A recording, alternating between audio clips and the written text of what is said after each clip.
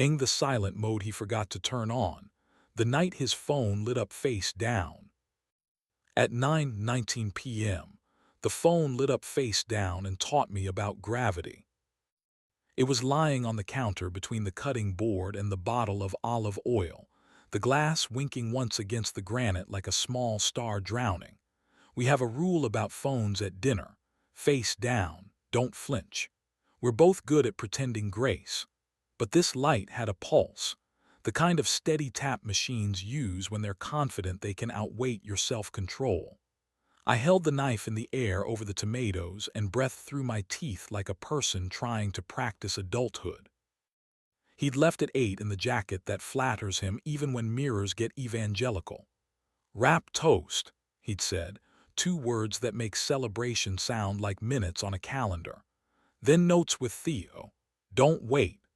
Theo does sound. He carries microphones like small animals that can bite and listens the way only guilty men and real artists know how. My partner, Miles, kissed me at the door as if affection were something you could memorize and test on later.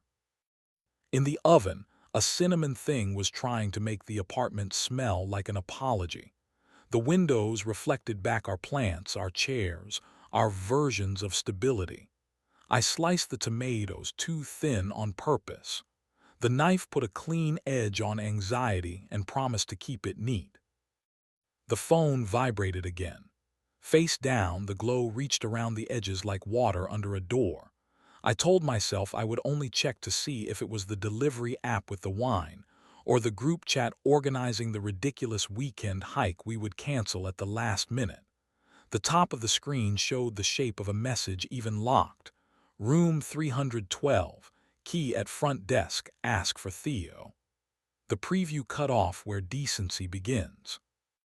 The last sensible thing in me said, put the phone back, step away. Forgiveness is not a cliff you jump off before you know what you're forgiving. Then the rest of me, the part with keys and shoes, won the vote. The Hotel Aurora is a middling tower that learned how to be expensive by watching smaller buildings suffer. Brass behaves on the doors.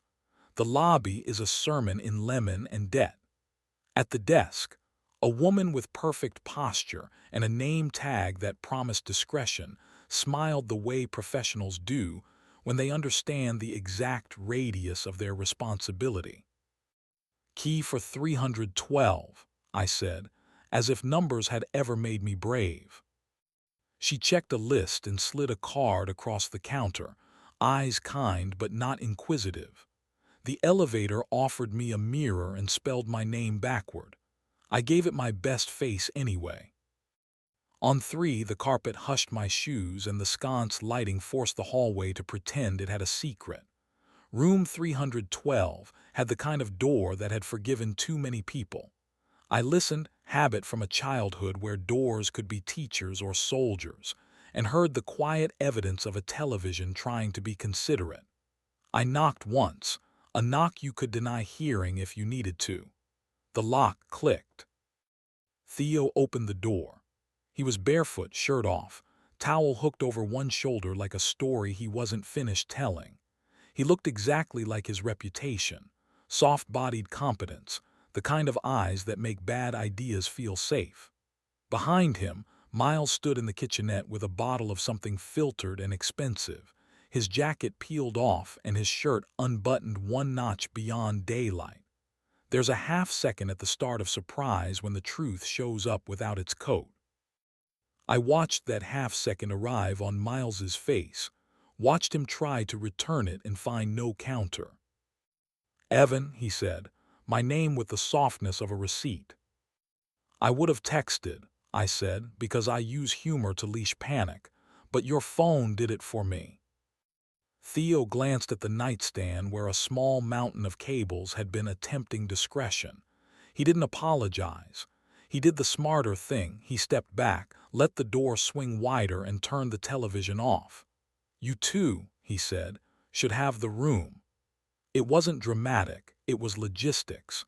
He took his towel and a pair of shoes and ghosted past me with a nod that refused to be a challenge. Miles put the bottle down with the care of someone trying not to wake a sleeping animal. The room didn't smell like sex. It smelled like hotel air and expensive water, and a plan that hadn't had the time to become a crime. "I lied when I left," he said. He doesn't use adjectives when he wants to be correct. Rap happened. People tried their best grammar on goodbye. I told myself I wanted 30 minutes where being interesting didn't have to pass inspection. Are you sleeping with him? The question is a cliff. There isn't a scenic route. You count to one, you earn your mouth. Not yet, he said, clean, immediate. Then lower, the honesty that knows exactly which muscle wants to bruise. I brought my mouth. The television screen went dark and found our reflections thinner than truth. I crossed the room because distance has a half-life after 9, and some inches decay faster than patience.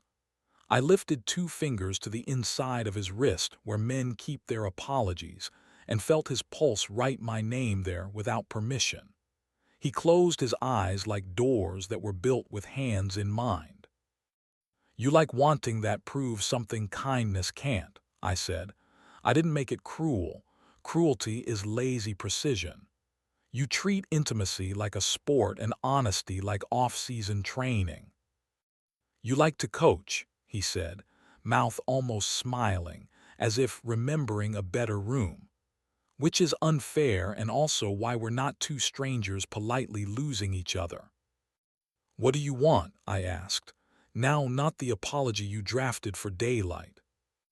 He stepped into the inch that was about to turn into a lie if we let it. Heat crossed cotton like a fact you don't need to argue with. He spoke close enough that punctuation found my lower lip. "I want to go home," he said. "I want you to want me where our towels remember us and desire isn't charged by the hour." Behind me, the hallway door latched. Theo, to his credit, had faded with professional competence. The nearest lamp breathed at a lower setting, as if the room understood that volume is a moral choice. I kissed him. Not hunger first, relief. Relief is the kind of appetite you can escort past strangers without forcing anyone to pick a side. He leaned into me like debt that finally liked its math. Under my palm, at the small of his back, where his body keeps its best arguments, heat had already made itself a citizen. He made the low sound he never manages on cue, the sound that convinces me our kitchen is holy. I stopped before the room could pretend to be a witness. He rested his forehead against mine because punctuation beats grammar when the air is thin. The bottle on the counter caught its own reflection and pretended to be innocent. We left without touching the bed. I left the key on the table with the dignity of a man who knows symbolism is a habit, not a miracle. In the elevator, the mirror wrote our names backward and didn't ask us to translate. Outside, the city refused to narrate us. I respected it for that. At home, the cinnamon had kept faith more fiercely than people do. We ate it at the counter with our fingers because forks would have lied. He leaned into the drawer that sticks, the posture he uses when he wants to be moved and wants me to be accurate about it. I slid my palm under his shirt and found heat like an address that still has both our names on its mailbox. He tipped toward me with the weight gratitude gives a body when it finally stops negotiating. We were careful in bed, not the kind of careful that kills heat, the kind that knows where to fold it, how to stay human while you brush against the edge. He knows where to set his hand on my ribs so the rest of me turns without issuing a press release. I know where his shoulder hides when it has run out of brave, and how to coax it into telling the truth with weight and breath, and a mouth that has stopped trying to rescue him and still wants him. I won't draw you a map. I'll tell you the room remembered to breathe, and morning forgave us because it had other work. We slept like people who weren't finished. Light shouldered into the blinds with the confidence of a suggestion. He made coffee the way he does when he wants me to listen. I opened the window and let cold air preach the gospel of wakefulness. The phone sat between us on the table like a witness that didn't understand jurisdiction. He started with small truths because small truths keep larger ones upright. The notes had run long. The hotel felt like an easier kind of decision. Theo's attention had the grammar he wanted to try on. Then he ran out of script and said the part I could keep. He said he is tired of being interesting for a living, tired of being curated, captioned, archived.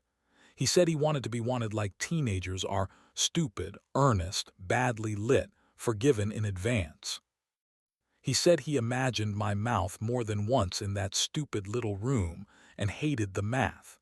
He said he was sorry like a man who knows sorry is a tool, not an eraser. I didn't forgive him at the table. Forgiveness is a daylight animal and morning's charge. I told him to put on the coat that doesn't belong to hotels and walk with me to the river, where water lies about Paris, and we let it. We sat on the bench we claim when we need to be correct. Pigeons performed competence. A runner's breath taught our bodies a cadence we could afford. He hooked his thumb into my pocket like humility. I let him. 2 afternoons later, I saw Theo in a lobby that smelled like ambition and lemon, the city's preferred cologne when it's trying to look clean. He gave me the nod men give when they've chosen to be furniture on purpose. He didn't apologize and I didn't deputize. We shared an elevator mirror that spelled our names backward and required no translation. It isn't that we agreed. It's that we learned how to read ourselves both ways. After that, the phone learned better manners around us. Silent mode did its job, but I don't trust settings, not really. I trust the square of light at 4 when it climbs our wall like an idea that finally put on shoes. I trust the heat under his shirt at the small of his back when my hand remembers its job. I trust that if a room ever dares again to put a number and a name on our evening, I will do what I did that night.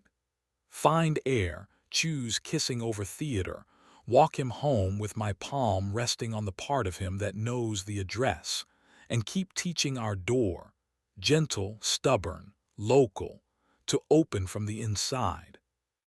It didn't end there because lives don't have the decency to follow acts. Tuesday, a week after the Aurora, my phone dinged with an appointment reminder I didn't set.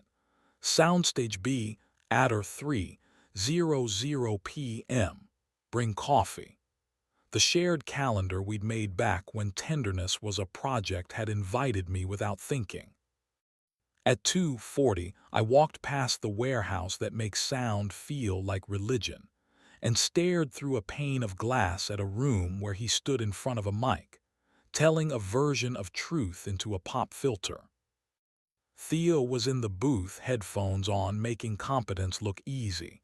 He saw me, startled once, then set his mouth into something like respect. When the take ended, he lifted a finger, not wait, but acknowledge, and came out. He extended a coffee as if it were a passport. "For you," he said. "From me. No tax." I took it. We stood by a wall of foam triangles that had learned patience as a profession. "I'm not a villain," he said. "Neither is he. You aren't either. Sometimes a room tries to make theater out of people, and the only good thing anyone can do is refuse to perform." "You kissed him?" I asked. It came out quieter than pride allows. "I didn't," he said. "He kissed me once. I stopped it. It's not because I'm better than anyone. It's because I like the version of him that goes home." We let the foam drink our silence. He tapped the rim of his cup and looked at me like a carpenter measuring a door. "You don't need my blessing," he said. "You also don't need my confession. But if it helps, no, it didn't happen. Not because I didn't want it, because I did and liked him enough to prefer his life over my appetite." Back home, Miles stood at the window, backlit and unrepeatable. I told him what Theo had said. He closed his eyes and nodded as if someone somewhere had finally managed to tune the instrument to the right key. I won't make you my parole officer, he said. I will make you my witness. You can hold me to it, and I'll hold me to it, and we'll see if we both like who I am when I'm not interesting to anyone else. We are not a miracle. We are a schedule, a set of habits, an agreement we revise in pen and then in pencil and then in pen again. Sometimes we fight about small things because big things have decided to behave for the weak. Sometimes I wake at 3:17 and listen for a phone that is not ringing. Sometimes he wakes before me and puts coffee beside the bed with a note so simple it makes me reevaluate nouns. Here. And on certain nights when the city forgets to be clever, his mouth finds mine with the urgency that belongs to thunderstorms and the patience that belongs to laundry. We stay just on the lawful side of the line, because good heat does not need choreography to be true. When it's done with us, when we are done with it, he slides his hand to the heat at the small of my back and rests there like a page that always knew how to end.